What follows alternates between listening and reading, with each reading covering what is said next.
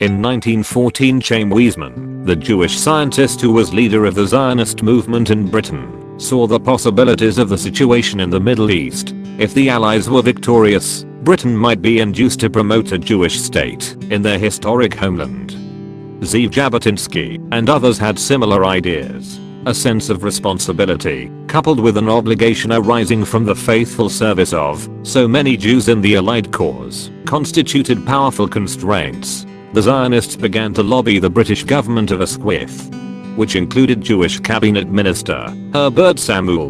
With colonialism running strongly in its blood, the government had plenty of reasons of its own for taking charge of Palestine. Strategically situated as it was at the crossroads of 3 continents and adjacent to the Suez Canal, the climate of world opinion, however, required that power have noble and legitimate interests at heart to justify interference in countries across the seas. Menahem Begin summarizes the moral values allegedly constraining the participants in World War I to interfere in the Ottoman Empire.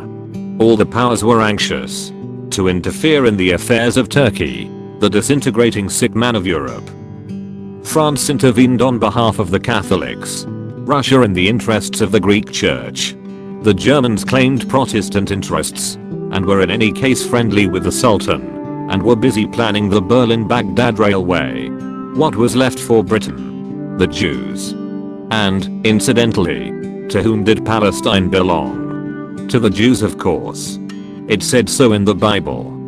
The Bible prophecies expounded by John Thomas in Elpis, Israel, penned 67 years before Britain's invasion of Turkey and the Dardanelles in 1915, were now being acted out. The lion power will not interest itself in behalf of the subjects of God's kingdom, from pure generosity, piety towards God, or love of Israel, but upon the principles which actuate all the governments of the world, upon those, namely, of the lust of dominion, self-preservation, and self-aggrandizement. God, who rules the world, and makes out the bounds of habitation for the nations, will make Britain a gainer by the transaction.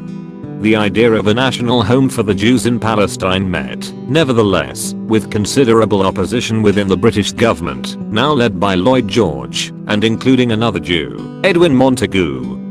A number of arguments were advanced: the inability of the blighted soil to support the millions of immigrants, the lack of fresh water supplies, the predicted failure of Hebrew as a unifying language for the Jews of differing nationalities, the Jews' lack of experience and presumed lack of interest in agriculture and in self-defense, and lastly, but by no means least, the potential conflict with the Arabs in the region, who numbered 400,000 to 500,000. Herbert Samuel himself is said to have entertained the worry, at one stage, that a premature move for a Jewish state could backfire and only succeed in delaying its establishment. He need not, however, have had such a fear, since the hand of God was controlling events to bring about a predetermined end at a time already decreed, and nothing could stop it. To consider when this end could be anticipated, we need to refer again to the prophetic revelations made to Daniel.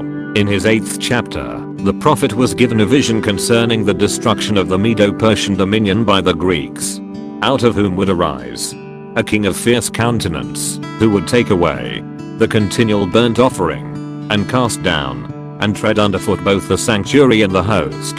These events were depicted in symbol, the Medo-Persian Empire being represented by a 2-horned ram, the Greeks under Alexander the Great by a single horned goat, and the king of fierce countenance, which, by comparison with Daniel, chapters 2 and 7, discussed previously, can only be Rome, by a little horn, to emerge from one of the 4 horns which would come up on the goat when the first horn was broken. The question concerning the length of time that would elapse until the Holy Land and Jerusalem would be freed from Gentile domination, the very question in which we are interested, Daniel heard asked in the words, "Then I heard one saint speaking, and another saint said, unto that certain saint which spake, How long shall be the vision concerning the daily sacrifice, and the transgression of desolation, to give both the sanctuary and the host, to be trodden underfoot?"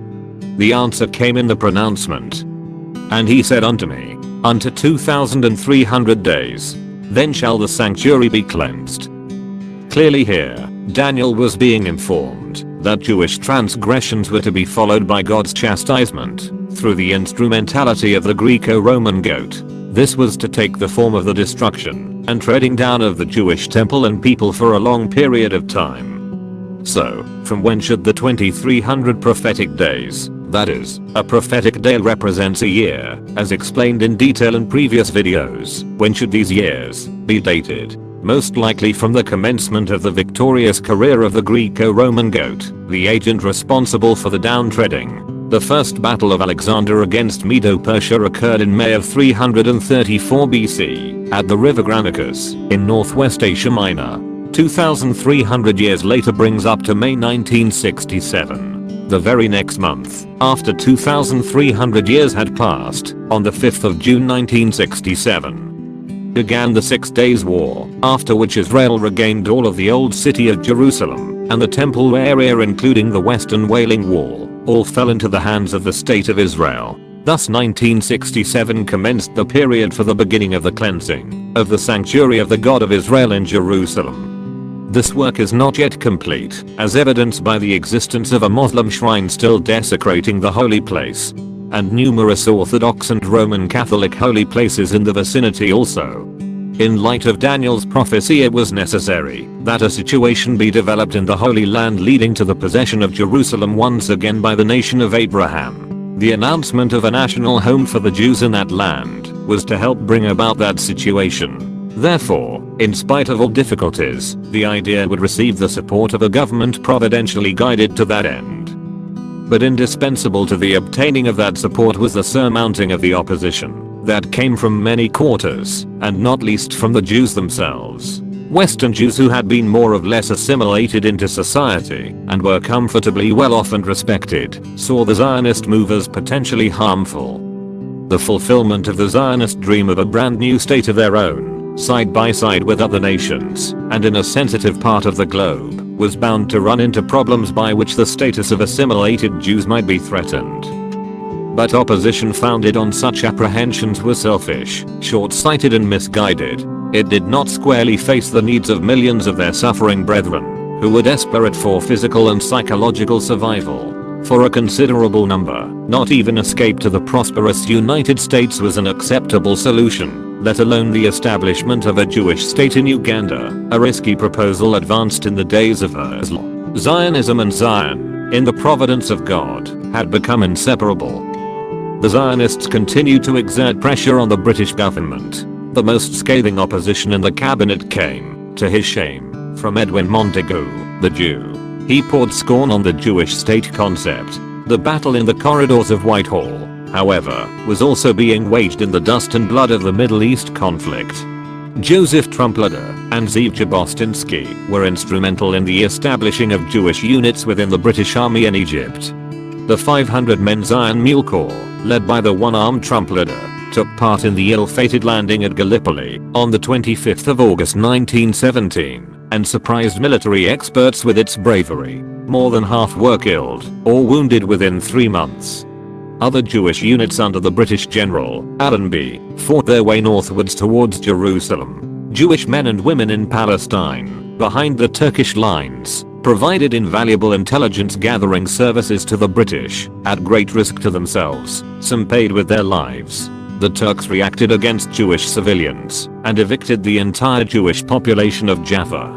In the latter half of 1917, consideration was given to the drafting of a statement by which the British government would declare its sympathy for the Zionist cause. In spite of opposition and potential difficulties, a declaration assisting Zionism was prepared.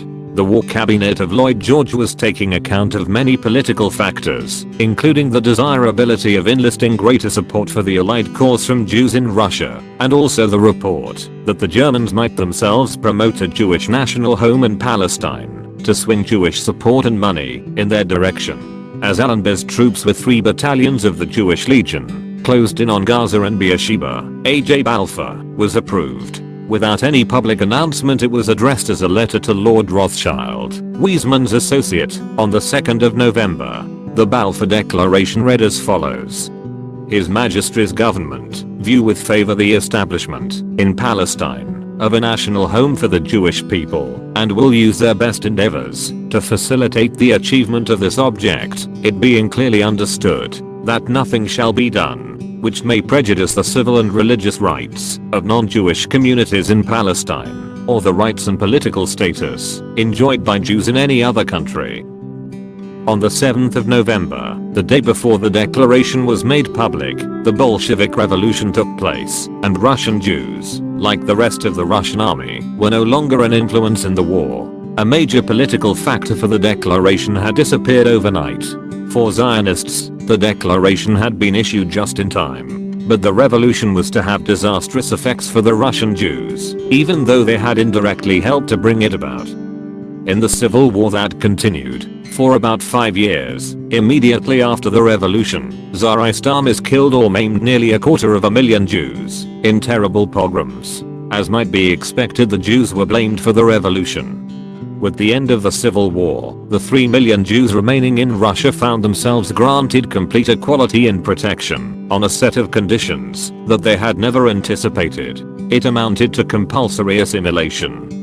Under the direction of the People's Commissar for National Affairs, Joseph Stalin, Jews were required to relinquish ties with Jews outside Russia, refrain from using the Hebrew language, and from teaching religion to children less than 18 years of age. Jewish communal organizations were completely suppressed. Here was a strange situation, a country with anti-Semitism positively and legally outlawed, but anti-Jewishness totally enforced. To Russian Jews, which, apart from a small but vocal percentage, was, in a global context, most strongly in favor of Zionism. Zionism was made a crime. The Communist Party was the only god. The Balfour Declaration, for which those millions of Russian Jews had waited so long, was a cruel irony. While Russian Jews were undergoing this traumatic transition, immediately after the revolution, the Jewish Legion under Allenby was entering Jerusalem. The Turks surrendered and withdrew on the 9th of December, amazingly, this being the date of the traditional anniversary of the restoration of Jewish worship in Jerusalem, after the Maccabees had driven out the Seleucid Greeks in 165 BC. The freeing of Palestine from the Turk, concurrent with the Balfour Declaration, was an event intimately connected with the sixth bowl of wrath in Revelation chapter 16. And the sixth angel poured out his vial upon the great river Euphrates, and the water thereof was dried up, that the way of the kings of the east might be prepared. In this context, the Euphrates River represents the Turkish Empire, it being the most significant river in that empire as it existed at the time. This identification is confirmed when we recall that the Turkish and Mongol invasions, symbolized by the multitude of horsemen in Revelation chapter 9 verses 13 to 21, under the sixth trumpet, had been bound at the great river Euphrates, the last inundation of horsemen, to break the bank of the Euphrates and cover the territory of the Eastern Roman Empire, comprised the Ottoman Turks, who, as we have considered, politically killed that empire, taking Constantinople in 1453 AD. This Turkish flood had overcome the Balkan territories of Greece, Bulgaria, Romania, Serbia, and Bosnia, as well as Syria, Palestine, Egypt, and North Africa. But as a result of the sixth bowl of wrath, poured out from the days of Napoleon onward, this Euphratean water was being dried up. Territory after territory revolted and broke away from the empire, leading to its description as the sick man of Europe. At the outbreak of World War I, only a tiny fraction of Europe, but all of the Near East southwards to the Sinai Peninsula, remained covered by the Ottoman political water. In driving the Turk from Palestine, Transjordan, Lebanon and Syria, Allenby had dried up another significant portion of these dominions, thereby permitting the return of the Jews.